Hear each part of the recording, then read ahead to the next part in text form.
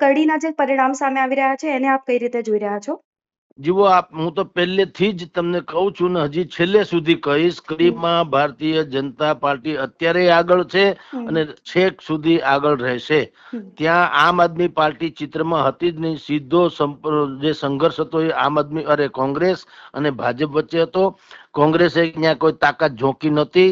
ઉમેદવાર રાખ્યા હતા, ઉમેદવાર પોતાની રીતે સક્ષમ હતા. જેને હિતુ કનોડિયાને હરાવ્યા હતા એવા એ ભાઈ ચાવડાભાઈ જે છે, રાજેશ ચાવડા કે એ રમેશ ચાવડા, એ લોકો બિલકુલ બરાબર છે. પરંતુ ભારતીય જનતા પાર્ટીનું ત્યાં સંગઠન મજબૂત છે. નીતિનભાઈ પટેલને બધો કારોબાર સંભાળવામાં હોપ્યો હતો અને જે ઉમેદવાર છે રાજેશ્વર ચાવડા, તો એ ભારતીય જનતા પાર્ટી તો ઠીક, મૂળ એનું ગોત્ર જે છે RSS છે, રાષ્ટ્રીય સ્વયંસેવક સંઘ. એટલે RSS એટલે કે એ બિલકુલ મૂળિયા જેવી વાતો છે, જડમાં હોય.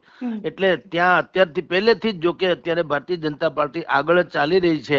આઈ થિંક મોટા ભાગે બધું પૂરું થશે ત્યાં સુધી ભાજપના 5,000 10,000 મતથી જીતી જાય તો કોઈ નવાઈ નહીં. રાજેન્દ્રભાઈ ચાવડા અત્યારે પણ 6,000 7,000 મતથી કંઈક આગળ હોવાનું જાણવા મળી રહ્યું છે. પણ એમાં કઈ વાંધો આવે એમ નથી. જે મુખ્ય ડખો જે છે અથવા તો જેની નજર આખા ગુજરાતની નજર જેના પર છે તે વિસાવદરની છે. ત્યાં કસોકસ બધું ચાલી રહ્યું છે. જી, okay, thank you so much sir.